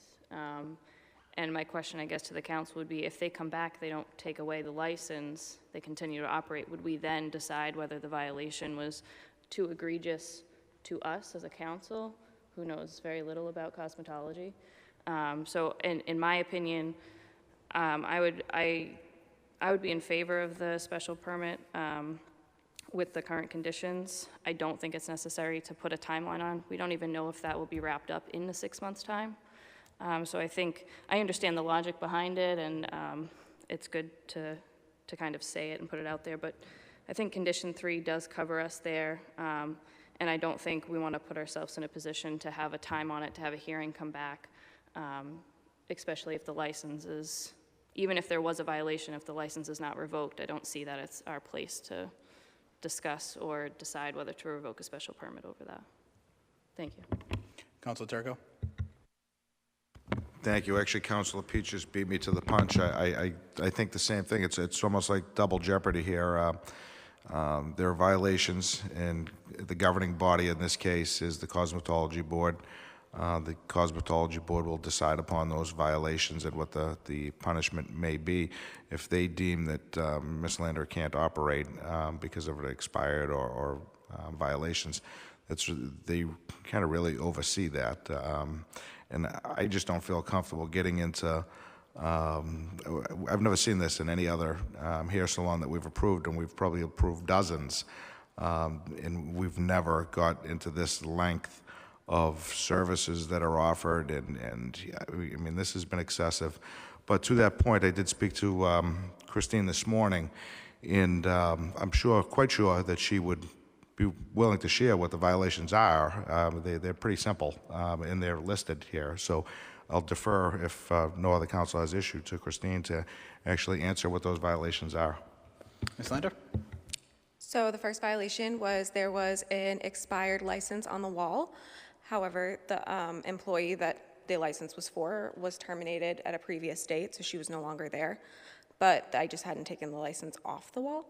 The second was it said the shop license was expired. I had the shop license, it was just not put in the frame. So basically the board asks that it goes into like a frame or just visible. We didn't get a chance to put it in, like it had come in like the week before. And then the third violation was that someone was teaching classes and was not permitted to, and she was terminated. But everything else, if you have any further questions, you can feel free to email me, and I would be happy to forward them to my attorney to speak on them. Councilor Turco? So thank you. I mean, those seem to be, three, at least two out of the three were minor issues. They were resolved. I'm confident that when Ms. Lander goes before the cosmetology board, that's all they're looking for, is to see that they're resolved, and to hold this, or to come back after 6 months to look at this again. I agree with my co-counsels that we really don't need to do that. But again, Christine? One more thing is actually the girl that I had terminated for providing classes just in fact opened up her own salon. So the board can see that, the Board of Cosmetology can see that, and they could justify whether or not. So if they allowed her to open a salon, my guess is it's not anything crazy. So that's all. Yeah, thank you. That's all I have to say is that I appreciate the time. Councilor Manny Martin, then Councilor O'Neill. Thank you, Mr. Chairman. Through you to Councilor Welton. You had mentioned, as we know, that the lighting was an issue over the past, years, months or years, but that it's since been put on a timer, so it's going to be fixed. Is that correct? Or it has been fixed? That's from a conversation I've had with the petitioner. That's what I understand it to be, that the timer will be 8 o'clock and that will be shut off. Okay, and do you recall, were the lights flashing? Because I don't recall them flashing, and I am getting complaints now that there's like flashing lights. Is that something new? I would be fine with, for the business lighting must be extinguished upon the conclusion of operating hours each day. I'd be fine with amending that to by 8 o'clock, and also request that no flashing lights. Yeah. Thank you, Councilor. Through you to the petitioner. The lights that you have up now, are you able to make them static and not flashing? Because I think that's something new, and I'm getting a lot of complaints about They're it. the same lights that I've had the whole time. They've I been just updated them. flashing? Yeah, but I can. They're twinkle lights. Yeah. They're not like it's like a Christmas light. It's not like an aggressive LED. It's not anything. Yeah, I'm still getting complaints about it, and I actually got a video, and it's they're flashing lights. So can you make them static? I can't. But I can see. I mean, they might have a setting. I'll look. I don't think they do, but I'll do my best. I mean, they're not neon lights. Councilor Manny Martin, anything else? Thank you. Councilor O'Neill.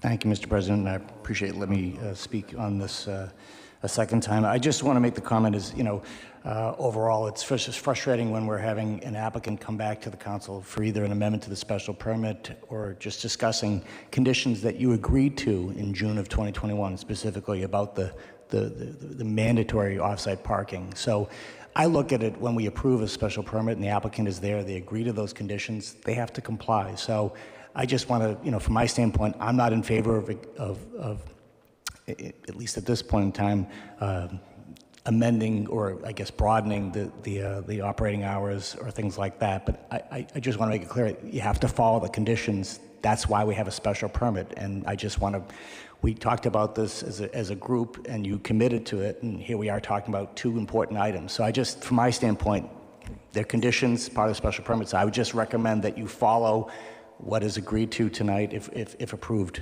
Thank you. Thank you, Councilor O'Neill. Councilor Welton, you want to? Move to close the public hearing. Thank you. You heard the motion from Councilor Welton to close the public hearing. All in favor? Any opposed? It's a vote. Councilor Welton? Thank you, Mr. President.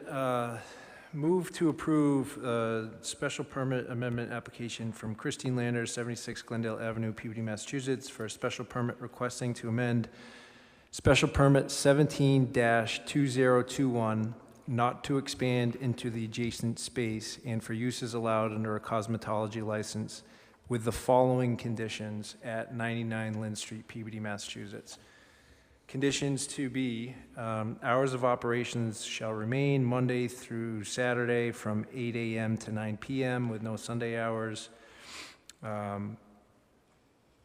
All services provided by the applicant's business must be covered by an active cosmetology license and a full and specific list of all services with proof of proper licensing shall be provided to the Director of Health upon issuance of special permit, and shall also be displayed at all times within the business. All trash must be stored in a closed receptacle located on the side of the building. No trash receptacles will be permitted to be stored in front of the business or in the public walkway at any time. And private trash pickup must retrieve the barrels from the side of the building. All business lighting must be extinguished upon the conclusion of operating hours each day, and there shall be no flashing lights permitted. All special permit conditions must be adhered to, or the applicant will be brought back before the City Council for a show cause hearing, which could result in the revocation of the special permit. Additionally, the applicant shall arrange for prearranged off-site parking for all employees. So moved. Thank you, Councilor Welton. You heard the motion from Councilor Welton. Any discussion on the motion? Councilor Gould. Thank you, Mr. President. I want to be able to vote for this to help you, Ms. Lander. And Councilor O'Neill made a good point that there are conditions, and we put the conditions so that you can run your business successfully in a neighborhood. And I don't feel comfortable that you're willing to take that on as a task. Councilor Turco has mentioned a number of times that you are, mature, and I don't doubt that you're a leader. I remember the discussion about leadership, and you're a leader of your business. And I really want to vote for you. I want to vote to let you continue operating without, with the conditions that Councilor Welton is putting on, but I struggle with it. I really struggle with it. This is a tough one because I don't want to vote against you. I want you to succeed. And I don't have the comfort that you are going to take that task on and be the leader of this business. So I really struggle. Thank you, Mr. President. Councilor McGinn. Thank you, Mr. President. On the motion, through to Councilor Welton, when you went through that last parking condition, did you inadvertently change the language, or was that purposeful to say shall arrange rather than mandatory? Was that? So that was purposeful, and the reason being is because I have had discussions with Peabody Police Department regarding the enforceability of that. So I would like to go on record to request, Ms. Lander, that we absolutely intend for you to not only ask, but force your employees to park off-site via the arrangement you have with Conwell, Cahill, Broder. I don't want that to be lost in this, but yes, that was intentional. Thank you, Councilor Welton. Thank you, Mr. President. Any other discussion on the motion? Seeing none, roll call vote. Yeah. Sorry. Councilor I Gagel. have to wave a little Last moment. higher. Thank you. I agree with the parking. I think that's, as a business owner, that would be something that we would love to see you be a little more strict on enforcing with your employees. But I do have to throw out, I'm having a little bit of understanding the jurisdiction of with the flashing lights and the twinkle lights. A house across the street is free to do the same thing, so I don't know why we can prohibit a business to do that, but allow houses to do that for Christmas. So I am a little conflicted there. I don't know that we can regulate how lights are flashing if they're twinkle versus on and off. But I'm going to support this. So I just had to throw that out there. I'm a little confused. Thank you. Thank you, Councilor Daigle. Any other discussion? Seeing none, roll call vote. Councilors Gould. No. Rossignol. Yes. Manning Martin. No. Peach. Yes. Welton. Yes. O'Neill. Yes. McGinn. Yes. Gamache. Yes. Turco. Yes. Daigle. Yes. Melville. Yes. Motion carries 9-2. Thank you. Best of luck. I think you just hit that. Shut that off. All right, moving on to item 4E, Councilor Peach. Thank you, Mr. President. I received communication from the applicant that they're requesting another continuance, so I'd like to, under suspension of the rules, move to receive late item 9 and suspend this special hearing until next meeting. Yeah, so we'll Continue, receive yes. the late communication and continue the hearing. All in favor? Any opposed? It's a vote. All right, moving on to reports of committee. Legal Affairs Subcommittee, Councilor O'Neill. Thank you, Mr. President. The Legal Affairs Committee held a meeting on Tuesday, March 1st. All the Legal Affairs Committee members were present that evening with Councilors McGinn, Peach, Rossignol, and Turco. We're also joined by fellow Councilors Daigle, Gamache, Gould, Manning Martin, as well as Council President Melville. The sole agenda item for that evening was the response by Michael Voto to the city's request for proposals regarding the sale of 10 Lowell Street.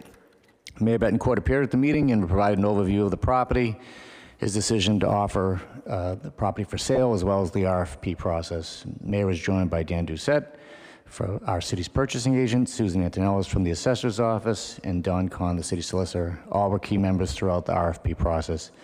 As way of background, in December 2017, Mayor Betancourt requested approval from the city council to purchase the property at 10 Lowell Street for the purposes of flood mitigation in the downtown area, as well as creating open space. The council gave its unanimous approval for Mayor Betancourt to purchase the property for $425,000 with another $10,000 allocated for closing costs. The city used $250,000 from reserves and $185,000, from the Community Preservation Open Space Fund to pay for the property. The city closed on this property in February of 2018. The mayor decided to place the property located at 10 Lowell Street for sale in the hopes of retaining a longtime local business, as well as having an improved property than the one currently located there now. Once Mayor Betancourt decided to offer the property for sale, the city issued an RFP on July 28th, 2021, with a minimum sale price of $425,000. The deadline for all applicants to respond was September 8th. The RFP provided a detailed description of the property, as well as accepted and prohibited uses. Prohibited future uses included any residential component, including but not limited to apartments or condominiums. City received one response to the RFP by the September deadline, which was submitted by Michael Voto with a proposed purchase price of $450,000. The mayor went into detail about how the minimum sale price of $425,000 used in the RFP was developed. He referenced the most recent sale prices of the property, as well as the assessed value, which helped the city refine the market value. Number one, this property was purchased in February 2015 by Northfield Properties for $400,000. The city bought it in February 2018 from Northfield Properties for $425,000. Property is currently assessed at $188,800 for the building and $166,800 for the land, for a total real estate assessment of $355,600. Lastly, at a minimum, the mayor wanted to make sure that the city recouped its $425,000 that it paid in 2018. The mayor went on to discuss, while the real estate market for residential properties remains very strong with ever-increasing prices, as we all know, the continued challenging economy over the past few years has not generally resulted in the same valuation increases in commercial properties like the increases seen in residential. In addition, Mayor Betancourt stressed that the key factors with 10 Lowell Street which affect its market value from a real estate standpoint. They included there are no parking spaces with the assigned property. Number two, the condition of the property is not great. Anyone who purchased the building would need to do substantial rehabilitation work at the site. And lastly, in the RFP, as noted before, the city prohibited future use of any residential component, which would reduce the development potential and its market value. The proposed sale of city property is only for 10 Lowell Street. The city-owned parcel at 16 Lowell Street, which is mostly recently used as an outdoor dining area, will not be part of the sale. The city will continue to own this property, and there is possible use as open space. Mr. Voto's team then presented the conceptual plan for Brody's future site, which included his attorney, Peter Calabrese, his architect, Joe Betancourt, and his accountant, Ken Siegel. The team outlined the plan improvements to the property, which will create a restaurant, tavern with approximately 75 seats for dining and 26 to 30 bar seats on the first floor. The second and third floors of the building will likely be used for commercial office space. The project team intends to use downtown design standards and Main Street sub-district criteria for projects that was created in 2016. The total cost of the project is expected to be $2,279,450, and the work is expected to take between 12 and 18 months. The committee members and other members of the council asked questions about the response to the RFP, including the pro forma financial statements, the construction schedule, building setup, as well as the $295,000 in additional costs now included for the elevator, foundation, and building framing upgrades, as well as engineering and architectural services. There are 4 motions that came out of the committee, and I would like to now bring them forward to the full council for its consideration. First motion would be to move to receive the communication from Attorney Joe Betancourt on behalf of Michael Voto regarding the presentation made to the City Council on March 1st, 2022. So moved. Heard the motion. All in favor? Any opposed to the vote? Councilor O'Neill. Thank you, Council President.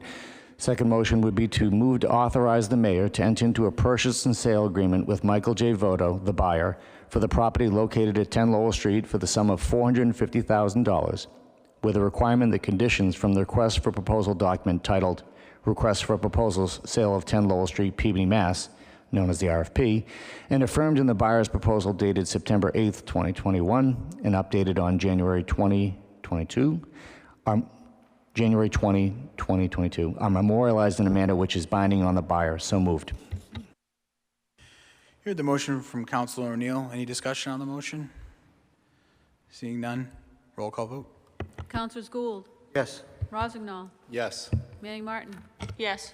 Peach, Yes. Welton, Yes. O'Neill, Yes. McGinn, Yes. Gamache. Yes. Turco, Yes. Daigle, Yes. Melville. Yes. Motion carries 11-0. Councilor O'Neill. Thank you, Council President. Third motion was to move that it be memorialized that the parties agreed that in the event that the buyer lists the property for sale within the first 2 years of the date of closing, the city shall have the right of first refusal to purchase said property for a price agreed to by the parties. This provision shall survive the closing as an independent obligation. So moved. Thank you, Councilor O'Neill. You heard the motion. Any discussion on the motion? Seeing none, roll call vote. Councilors Gould, Yes. Rossignol, Yes. Manning Martin, No. Peach, Yes. Welton, Yes. O'Neill, Yes. McGinn, Yes. Gamache. Yes. Turco, Yes. Daigle, No. Melville. Yes. Motion carries 9-2. Councilor O'Neill. Thank you, Council President. The final motion was move that upon the city's sale of the property at 10 Lowell Street, that the mayor be requested to take the necessary actions to return $185,000 to the Community Preservation Open Space Fund as the intended open space purpose at 10 Lowell Street was not realized. So moved. You heard the motion from Councilor O'Neill. Any discussion on the motion? Seeing none, roll call vote. Councilors Gould, Yes. Rossignol, Yes. Manning Martin, Yes. Peach, Yes. Welton, O'Neill, Yes. McGinn, Yes. Gamache. Yes. Turco, Yes. Daigle, Yes. Melville. Yes. Motion carries 11-0. Councilor O'Neill. Thank you, Mr. President. That concludes my report of committee. Thank you, Councilor O'Neill. Moving on to the report of the Committee of the Whole. We met as the Committee of the Whole. All councilors were present. We had two items on the agenda. The first item was the discussion of the city charter and the process for updating that charter. We had a good discussion with every counselor contributing with regards to the process. We made a motion by Councilor Peach to move forward with the recommended charter by the Charter Review Committee, that would be the base document that we would be operating off of for the charter review going forward. There was some discussion about being able to cite in the proposed charter by the committee the related portions of our current charter for better review. And Attorney Barrett has spoke to me after the meeting that he will work with myself to make sure that happens, and we will make every effort to be able to identify those for fellow counselors. Part of that motion was to keep the actual discussion and that process in the committee of the whole, and we will do that going forward. With regards to, we had a second item, and I'm going to ask that we receive, under suspension of the rules, item 8E, that was also received in the hearing I'd entertain that motion to receive, out of suspension of rules, item 8E. So moved. The motion from Councilor McGinn, all in favor, any opposed? It's a vote. To discuss the special permit application, the result of that particular discussion was to update the special permit application, to modernize it, put it online, and I had included, as council president, the framework for that. Councilor McGinn made a motion to propose a working group of department heads and relevant staff be established to review and upgrade the special permit applications with the intent of any upgrade would enhance the ability of an applicant to fully and efficiently provide the necessary information for all review by city and city staff and permit granting authority. Along with that was to include the requirements found in item 80, that would be the baseline of that working group. I'd entertain a motion. That would be the motion that came out of the subcommittee, and I would entertain a motion to move that forward. Councilor Turco, thank you. So all in favor, any opposed? It's a vote. And that concludes the report of the committee of the whole, and we will move on to. I did.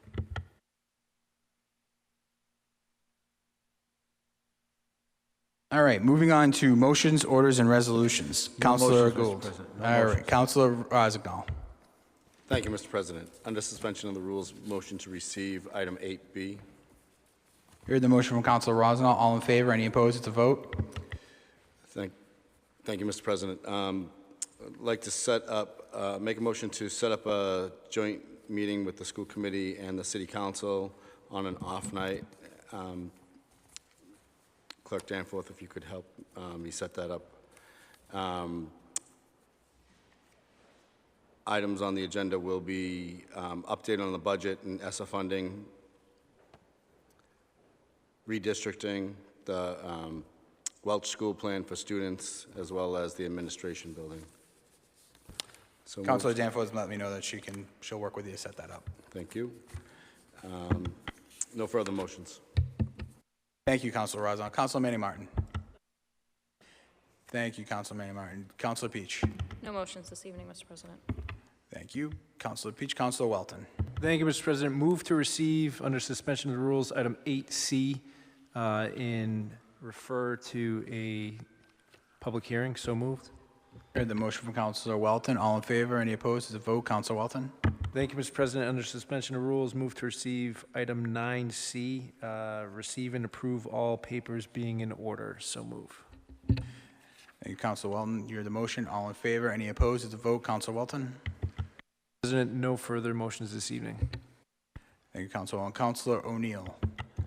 Thank you, Mr. President. Under suspension of the rules, move to receive item 8A, the annual report from Aggregate Industries. So moved. And sorry, referred to the committee of the whole. So moved. Thank you, Councilor O'Neill. You heard the motion from Councilor O'Neill. All in favor? Any opposed? It's a vote. Councilor O'Neill. Thank you, Mr. President. No further motions. Councilor McGinn. Thank you, Mr. President. On suspension of the rules, move to receive item 8D. So moved. You Heard the motion from Councilor McGinn. All in favor? Any opposed? It's a vote. Councilor McGinn. Thank you, Mr. President. Under suspension of the rules, move to receive and approve item 9B, entertainment license renewal for 2022, Gallinero Pizzeria, 89 Main Street. So moved. You heard the motion from Councilor McGinn. All in favor? Any opposed? It's a vote. Thank you, Mr. President. Under suspension of the rules, move to receive item 10A and adopt as advertised. So moved. Heard the motion from Councilor McGinn. All in favor? Any opposed? The vote. Councilor McGinn. Thank you, Mr. President. The clerk has recommended we take a roll call on that. So we'll do a roll call vote. Councilors Gould, I'm sorry, can you? It's please- 10A, ready for council, the ordinance or amending section 2-13 entitled Salary of the Mayor. Thank you, Code Mr. of President. CDPB. Yes. Rozignol, Yes. Manning Martin. Peach, Present. Welton, Yes. O'Neill, Yes. McGinn, Yes. Gamache. Yes. Turco, Yes. Daigle, Yes. Melville. Yes. Motion carries 10-0, one present. Councilor McGinn. Thank you, Mr. President. Under suspension of the rules, move to receive late communication 7 and 8 and refer to finance. So moved. Hear the motion from Councilor McGinn. All in favor? Any opposed? The vote. Councilor McGinn. Thank you, Mr. President. No further motions. Thank you, Councilor McGinn. Councilor Gamache. No motions at this time. Thank you, Councilor Gamache. Councilor Turco. Thank you, Mr. Chairman. I think we're just missing 9A, so move to receive and approve item 9A, taxi limo driver's license, David Claffey, license 2, Robert Roost, license 3. So moved. Thank you, Councilor Turco. You heard the Councilor Manning Martin. Thank you, Councilor. You heard the motion from Councilor Turco. All in favor? Any opposed? The vote. Councilor Turco. No further motions. Councilor Manning Martin. Yeah, and forgive me, Mr. Chairman, I missed, did we receive 7A? We didn't. Thank you. I'm good. Councilor Turco. Move to receive item 7A. I'll fall into this trap. Move to receive and approve item 7A. Chris Gilbert, 55 Granite Road, Peabody, Mass., for the position of Zoning Board of Appeals member, term to expire 12/31/2022, one-year term, and I'd ask for a roll call vote on that. Councilor Turco. On the motion, Councilor Manning Martin. Yes, thank you. I'm just confused because didn't we just appoint Chris Gilbert to a alternative? Yes, but just just at the appointed, last meeting, we appointed him to an alternative, and 1 week later, we're appointing him to the, yes, so can someone share who's the latest person to resign from the ZBA? We've had 2 resignations in a couple weeks, so did someone just resign?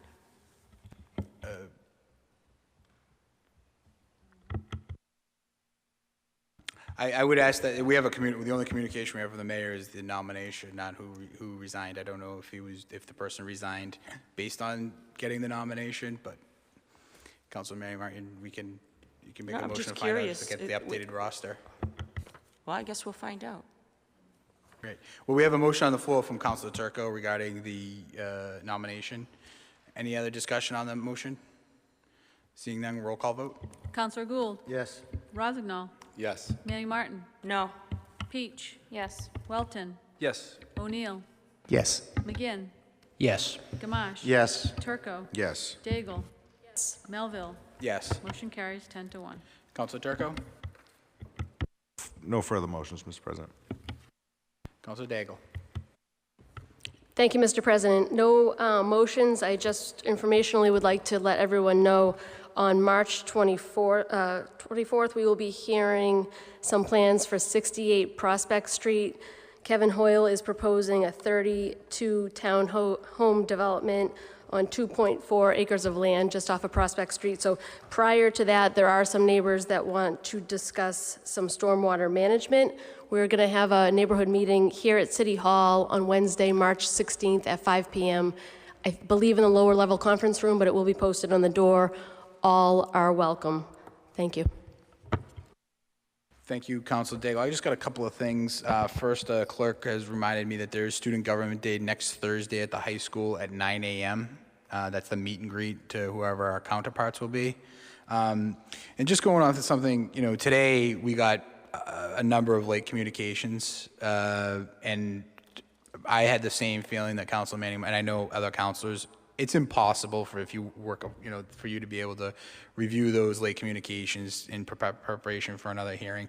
Some of these late communications, like the Mass School Building Authority requests for some of our schools, there's deadlines, and then the notification regarding what schools they could do had happened just a few weeks. So just their process got backed up, and I can understand some of those. So I don't want to say that we can never accept a late communication, but I am going to request a motion to remind department heads what are, and I'd ask the clerk to include the dates when information should be submitted to the council for review. And this is part of that update to the special permit application process, that we can create assignments and essentially say that something is due by a certain time. And I think it's appropriate. I know not in every case that we can expect a late communication, that there are certain extenuating circumstances where it will come in day of. But the idea that we had to look at 10 of these things and we're trying to catch what dates and times that they came in, it's just not good for the applicants, not good for the review, and we shouldn't have it. And I understand the department heads' positions on some of this stuff. They're waiting for other government agencies to get back to them, but we really should discourage it as much as possible. So I'd like to entertain that as a motion. Thank you, Councilor Gamache. All in favor? Any opposed? It's a vote. Lastly, thank you, everybody, I thought today was, especially the committee of the whole, was really helpful. I'm looking forward to the work in the future. I think we can get a lot accomplished. So with that being said, the most important, I'll take a motion to adjourn. All in favor? Any opposed? We're adjourned.